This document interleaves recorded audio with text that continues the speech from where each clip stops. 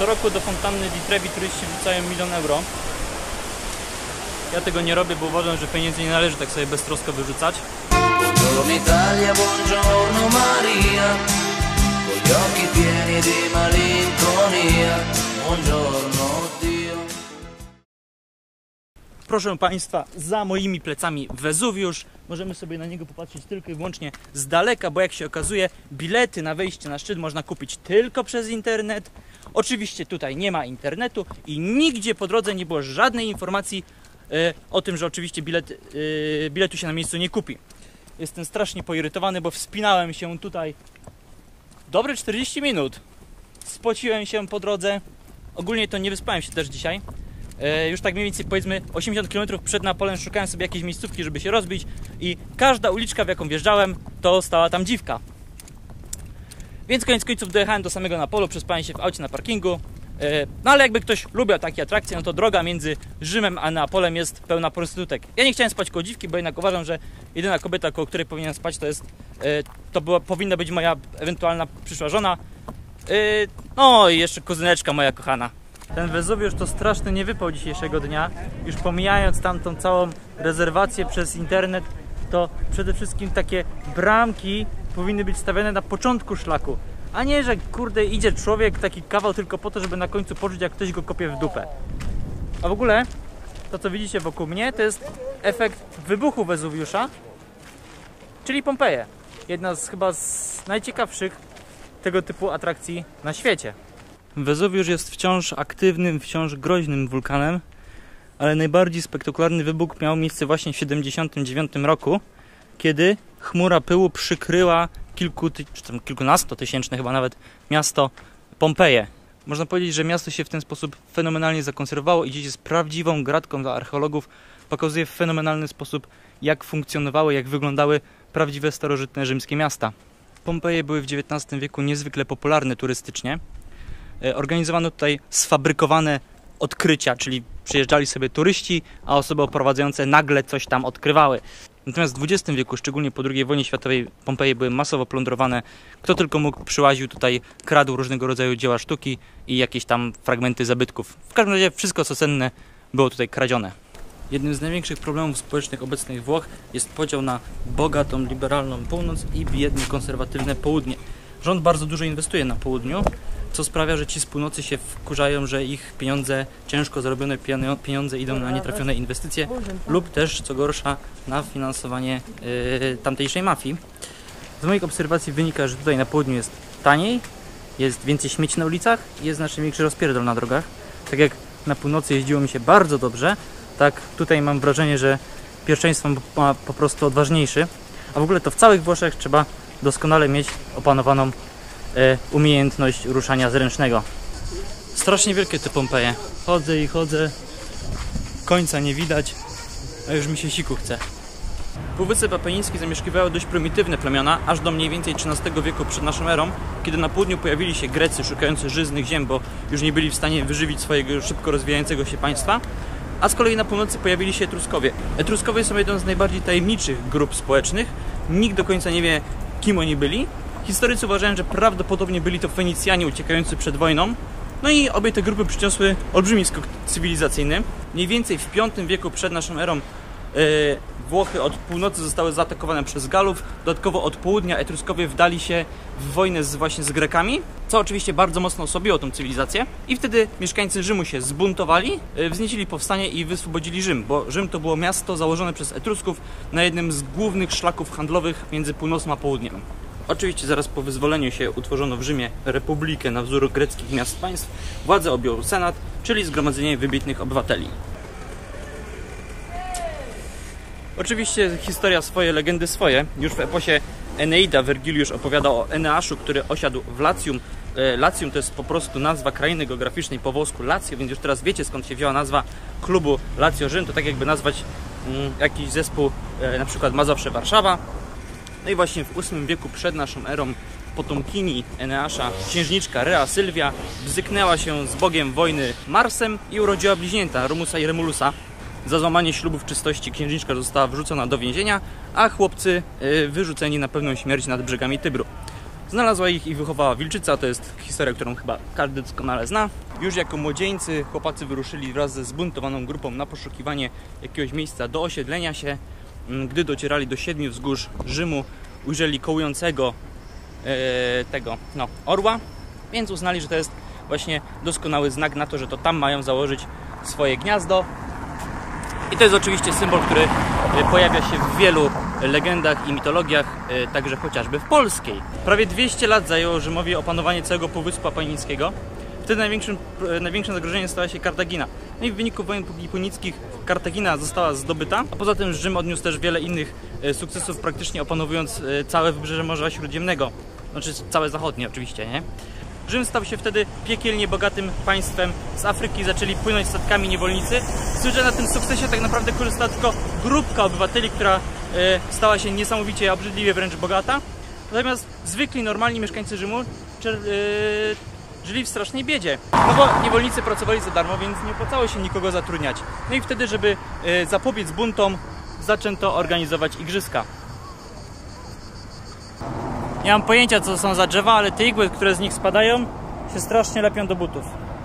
Dopo il sogno delle Hawaii, come tutti marinai, attraverso questo mare di cemento. Dopo l'altro inverno che soffia neve su di me, che ho già freddo se non sono accanto a te. W pewnym momencie zaczęły się pojawiać w Rzymie głosy nawołujące do obalenia magnatów. W końcu udało się podburzyć lud na tyle, że wszczęta została wojna domowa, w wyniku której Senat bardzo mocno ucierpiał, a władzę przejął wojskowy Sulla. Po kilku latach... Jezu, ale mi się zakończy. Po kilku latach zmęczył się rządzeniem i ustąpił. Wtedy władzę przejął kolejny wojskowy, Pompejusz Wielki. On jakby zdawał sobie sprawę z tego, że nie będzie w stanie samodzielnie rządzić tak wielkim imperium, więc do rządzenia zaprosił jeszcze 2 wojskowych, Casusa i Juliusza Cezara. Ten trójpodział władzy, określany jako triumvirat, działał bardzo dobrze, aż do śmierci Casusa, ponieważ Pompejusz Wielki i Juliusz Cezar za bardzo za sobą, delikatnie mówiąc, nie przepadali. W 1949 roku Juliusz Cezar po udanej kampanii przeciwko Galom zignorował polecenia Senatu, który nawoływał go do powrotu, przekroczył Rubikon i ruszył jakby dalej. I wtedy właśnie wypowiedział słynne słowa: kości zostały rzucone, co miało oznaczać, że zdaje sobie sprawę ze wszelkich konsekwencji, że świadomie ignoruje polecenia Senatu i że będzie walczył o przejęcie pełni władzy. Pompejusz Wielki uznał, że Juliusza Cezara trzeba w końcu obalić, ale ten był z kolei szybszy i zorganizował zamach na Pompejusza i go zabił. Juliusz Cezar wrócił do Rzymu w glorii i chwale niczym Bóg, ponieważ miał o sobie niesamowicie wysokie mniemanie, to kazał stawiać sobie w całym mieście pomniki, co oczywiście bardzo nie podobało się Senatowi, więc w końcu zorganizowano na niego spisek i go zabito. W Rzymie nie opłaca się kupowanie wody, bo w wielu miejscach w mieście są takie kraniki, gdzie można sobie ją nalać za darmo. I ona jest ogólnie dobra do picia. Ja ją piję już 3. dzień, jeszcze się nie zesrałem. Po śmierci Cezara władzę przejęli Oktawian August i Marek Aureliusz. I wszystko byłoby pewnie spoko, gdyby nie to, że Marek Aureliusz zakochał się w egipskiej królowej Kleopatrze, a był wtedy żonaty z siostrą Oktawiana. Więc to musiało zakończyć się wojną. I w obliczu zbliżającej się klęski Marek Aureliusz i Kleopatra popełnili samobójstwo. Oktawian August był pierwszym i prawdopodobnie najwybitniejszym cesarzem w historii. Był doskonałym politykiem, dlatego nie zraził do siebie ani senatu, ani zwykłego ludu. Przeprowadził bardzo ważne i bardzo dobre reformy, tworząc podwaliny pod budowę przyszłej, olbrzymiej wręcz potęgi cesarstwa. Kolejni cesarze byli różni, na przykład Tyberiusz był okrutny, Caligula był pojebany, bo na przykład na konsula wybrał sobie konia. Klaudiusz był w miarę spoko, ale miał okrutną matkę, która go zabiła, żonę, która go zabiła, bo chciała, żeby cesarzem został syn z jej pierwszego małżeństwa, Neron. Ten z kolei również był okrutny, bo ją zabił, ale ogólnie wszyscy źli cesarze byli koniec końców zabijani przez spiskujących senatorów. W następnych latach imperium coraz częściej mierzyło się z najazdami barbarzyńców. W 395 roku cesarz Teodozjusz stwierdził, że nie jest już w stanie dłużej rządzić tak potężnym państwem i dokonał podziału na zachód i wschód. To wschodnie cesarstwo przetrwało jeszcze 1000 lat, natomiast zachodnie, będące ciągle atakowane przez Hunów i Wandalów, ostatecznie upadło w 476 roku, co uważa się za koniec starożytności, początek średniowiecza. Z takich ciekawych dat jeszcze 313 rok jest dość istotny. Wtedy zalegalizowano chrześcijaństwo. Przepisy mówiły, że religia jest sprawą indywidualną obywatela, a więc po raz pierwszy można było mówić o czymś takim jak wolność wyznania. W starożytnym Rzymie dobre wychowanie nakazywało punktualność oraz rozmawianie przy obiedzie o filozofii. Rzymianie uwielbiali kąpiele i długie godziny spędzali w łaźniach, co ja szczerze osobiście bardzo rozumiem, bo sam chodzę do sauny mniej więcej 3 razy w tygodniu, jak nie częściej. Pieniądze często dawano na okazanie wdzięczności. Rozwody wprowadzono stosunkowo późno. Początkowe małżeństwo było na zawsze i żona z automatu dostawała połowę majątku. Przy czym oczywiście to mąż miał pełnię władzy. Poza tym Rzym był niczym przeciętne polskie miasto w XXI wieku. Skarżono się na śmieci, zbyt duży tłok, rosnącą inflację, durną modę noszenia spodni przez mężczyzn, panoszenie się homoseksualistów i palenie w piecu śmierdzącym krowim gównem. Sto pensando a parole di addio che danno un dispiacere, ma nel deserto che lasciano dietro sé trovano da bere. Certi amori regalano un'emozione per sempre. We Włoszech jest problem z przepisami antymonopolowymi, dlatego praktycznie całe media są w rękach zaledwie kilku rodzin. Prawdziwym magnatem jest tutaj Silvio Berlusconi, który posiada prawie 60% całego pasma. Przez lata serwował on Włochom żałosne teleturnieje, beznadziejne seriale i czystą propagandę. I to wystarczyło, żeby przez kilkanaście lat Berlusconi był wiodącym politykiem we Włoszech. Włosi są narodem, który bardzo dużą wagę przywiązuje do ubioru. Oni ogólnie lubią się stroić, ale najlepiej w ubrania od włoskich projektantów. Obecnie Mediolan przynosi modzie więcej zysków niż Paryż. I na przykład z tych słynnych włoskich projektantów Armani powinien być kojarzony z minimalizmem, Versace z erotyzmem, a Dolce Gabbana z kiczem. To umiłowanie do designu i wzornictwa przekłada się nie tylko na sztukę i ubrania, ale to właśnie z tego powodu tak cenione są włoskie samochody, meble, a nawet sprzęt AGD. Na Lateranie, takim wzgórzu we Włoszech, aż do XIV wieku znajdowała się siedziba papieży. I teraz powiem wam, skąd według legendy wzięła się nazwa Lateran. Otóż cesarz Neron, czyli jeden z tych pierdolniętych, wymyślił sobie, że chce koniecznie urodzić dziecko. No i jego medycy oczywiście bali się o to, że wszelkie nieudane próby skończą się ich śmiercią. Więc jednego dnia podali cesarzowi miksturę, która go oszołomiła, a następnie podali mu do wypicia kolejną miksturę, która zawierała w środku kijankę. No i po jakimś tam czasie cesarza strasznie zaczął boleć brzuch, no i wyżegał żabę.